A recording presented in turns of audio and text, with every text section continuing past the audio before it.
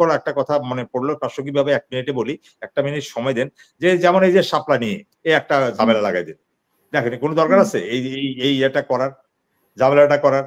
কারণ এইটা শাপলা আপনার দিলেই বা কি, না দিলেই বা কি, এটার ব্যাপারে কোনো এমবার্গো আছে কিনা যে শাপলা দেওয়া যাবে না, এটাকে জাতীয় ফুল, এটা হয়েছে, কেউ দোয়েলও তো আছে। এখন কথাটা হলো যে এটা অহেতুক একটা মানে জিনিস, এটা মানে নির্বাচন কমিশন যে সামনে নিয়ে আসলো, হ্যাঁ, এইটা তো নির্বাচন কমিশনের ভূমিকাটা তো এটা প্রশ্নবিদ্ধ মনে হয়। কার প্ররোচনায়, কার বক্তব্যে, কার স্বার্থে? হ্যাঁ, কার স্বার্থে উনি এটা আনছে? ও শাপলাকে দিয়ে তারা কি করবে? দিয়ে দেন আপনি শাপলা।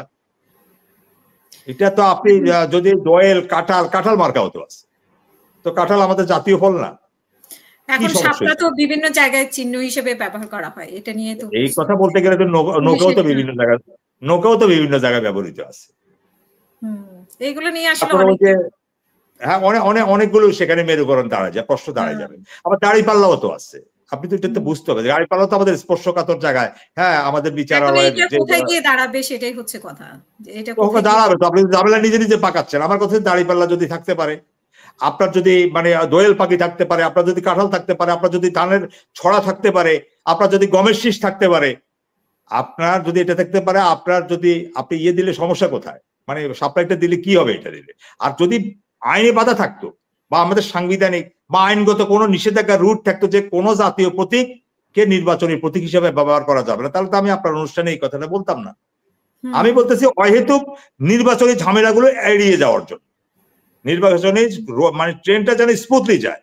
আপনি খামাখা একটা বিতর্ক তৈরি করে ট্রেন দেরি করাবেন, ওই প্ল্যাটফর্ম থেকে ছাড়তে দেরি হবে, এগুলো আমাদের কাছে কাঙ্ক্ষিত না।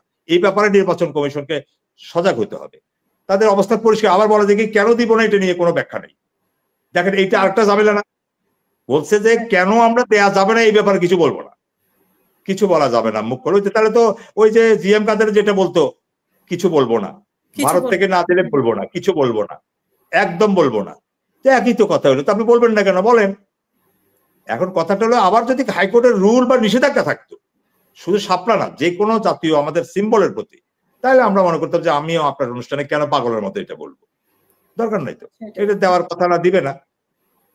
এই যে কিছু অহেতুক জিনিসগুলোকে সামনে নিয়ে এসে করছে, তো এখানে তো নির্বাচন কমিশনের ভূমিকা, যেমন আজকে নির্বাচন কমিশন আপনি ধরে নেন 30 জনকে দাওয়াত দিয়েছে সুশীল, 13 জন গেছে, তাহলে ওখানে সে আস্তে আস্তে ওই শুরুতে তো ওই একই তো কথা, বয়কট।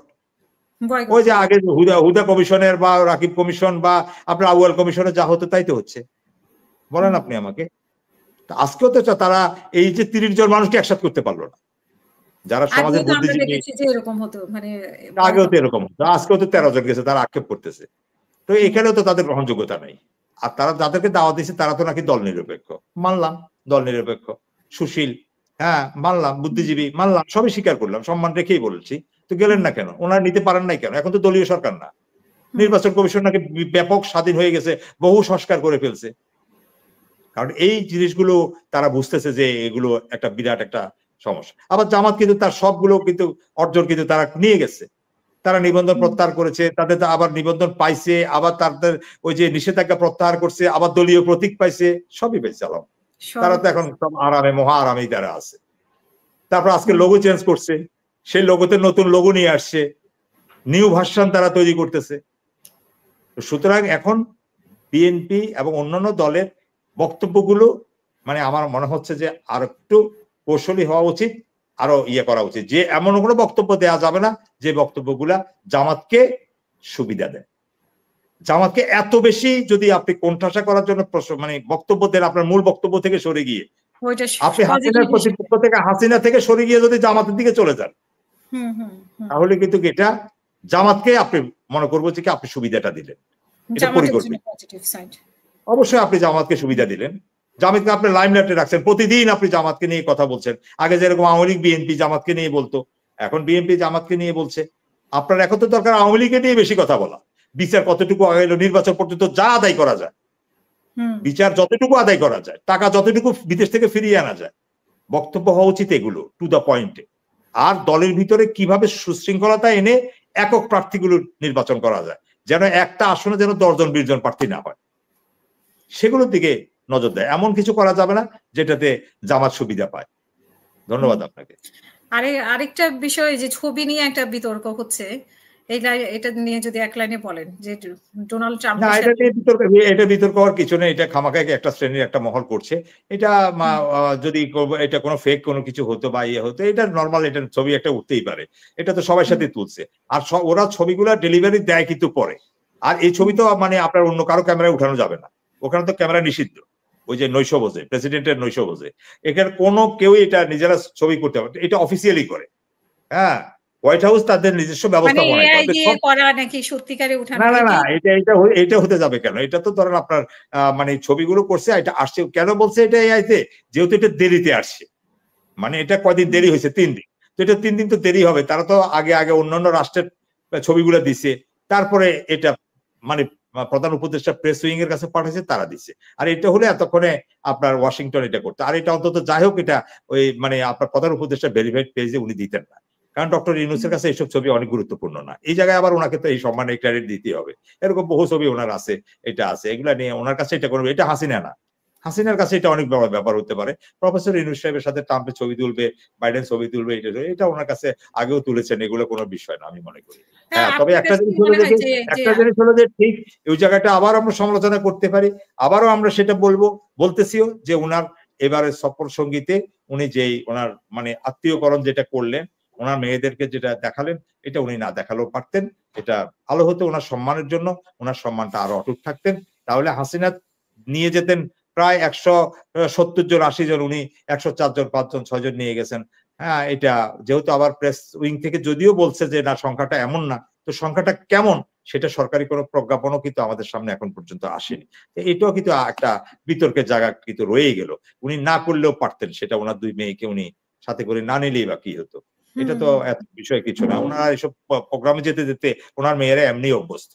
হ্যাঁ, উনি যতগুলো পুরস্কার গ্রহণ করতে গেছেন, হ্যাঁ, সেখানে সবগুলো তো উনার অনেক রাষ্ট্রপ্রধানরা ছিলেন। সুতরাং এটা উনাদের জন্য এমন কিছু না। হ্যাঁ, একটা ব্যাপার হতে পারে, উনি হয়তো তরুণদেরকে, আমি জানি না, আমার কাছে যতটুকু তথ্য আছে আমি বলেই দেই। হ্যাঁ, আপনি হয়তো এটাকে ছোট করে আবার এই কথাটাকে নিয়ে আসবেন আপনার ভিডিওতে। সেটাও আমি জানি। তো উনি, আমার মনে হয়, আমি যতটুকু জানি, উনার ২ মেয়ের কোন একটা মেয়েকে বা ২ জনকে উনি তরুণদের একটা রাজনীতির সাথে উনার একটা অ্যাকোমোডেশন করার একটা ইচ্ছা, মনোবাসনা উনার আছে। আমরা সেটা অবাক হব না যদি উনার কোন একটা মেয়ে যদি মানে এই যে তারুণ্যের যে কথাটা উনি সবসময় বলে, এদের সাথে যদি উনি সিম্বলিক প্রতীকী অর্থে যদি তাকে যদি রাজনীতির মাঠে যদি আমরা ভবিষ্যতে দেখতে পাই, তাহলে সেখানে অবাক হব না। এটাও কিন্তু একটা উনার সুদূর প্রসারী পরিকল্পনা থাকতে পারে। আমি ব্রেক করে দিলাম। হ্যাঁ, যদি এটা বলতে চাই না, শেষ দিকে আপনি বলাতে বলে রাখলাম যে না, ঠিক আছে, আরো সময় যাক বলব। কিন্তু এটা কিন্তু একটা জিনিস কিন্তু আছে খবর, এরকমটা উনি করতে পারেন এবং ওনাদের বক্তব্য আ সেটাই প্রমাণ করে। এবং উনার বেশ কিছু প্রোগ্রামে উনার আ আ মনিকা নয়, আরেকজন আছে দিনা বোধহয়। হ্যাঁ, অনেক প্রোগ্রামগুলোতে উনার বিভিন্ন সফর সঙ্গীত এসে থাকে। চীনেও গিয়েছিল।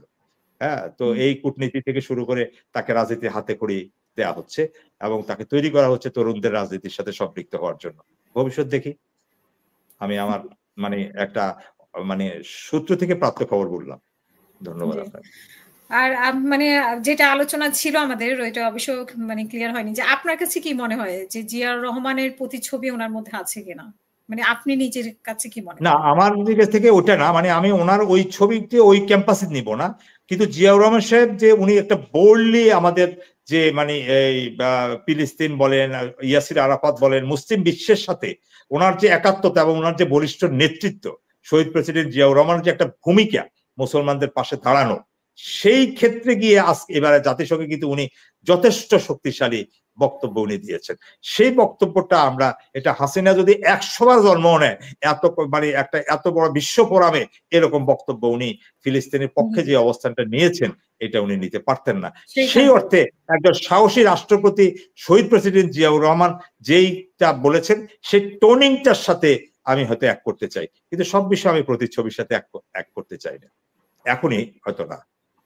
অসংখ্য ধন্যবাদ পলাশ চৌধুরী আমাদের সাথে যুক্ত হওয়ার জন্য, সময় দেওয়ার জন্য। অনেক লম্বা একটা সময় মানে আপনি আমাকে দিয়েছেন। কারণ হ্যাঁ, আমরা একা কথা সবসময় বলি বলতে যে গেলে সব ছোট করব। শেষে হ্যাঁ, আর আমরা পারি না কারণ কথার ভিতরে ঢুকে যাই। একা ১ ঘন্টা কন্টিনিউ করাটা অনেক ইয়ে। সো আপনাকে অসংখ্য ধন্যবাদ এবং প্রিয় দর্শক, আপনারা যারা এই লম্বা সময় ধরে আমাদের সাথে ছিলেন, তাদেরকে অসংখ্য ধন্যবাদ। আমাদের পরবর্তী অনুষ্ঠান দেখার আমন্ত্রণ জানিয়ে এখানেই শেষ করব। সবাই ভালো থাকবেন, সুস্থ থাকবেন। আল্লাহ হাফেজ। আসসালামু আলাইকুম। আসসালামু আলাইকুম।